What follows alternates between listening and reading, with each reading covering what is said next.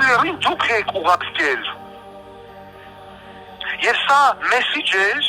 Էջմիածինի ընտրություններից առաջ բոլեմենե ընդդիմադիր մարդկանց, որովհետև այդ տղան, այդ Մերձավանի տղան, միակ մարդն էր, որը Նիկոլին կրեց եւ ցույց տվեց, որ այո, հնարավոր է այդ վիճվածքին կրել։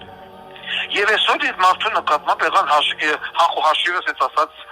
բանը, ինչ վերաբերում է կասեք բանը, Լեննականում էլ Վարդան Ղուկասյանը, ես Լեննականի Վարդան Ղուկասյանին ընդդիմադիր չեմ համարել, ինչ հետևություն կուզե թո այն է,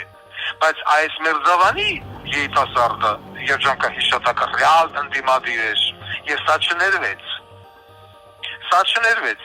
եւ ես հիմա ուզում եմ հորդորեն բոլոր այն անձանց, ովքեր որ պատրաստվում են ընտրությունների տեղական ինքնակառավարական մարմիններում,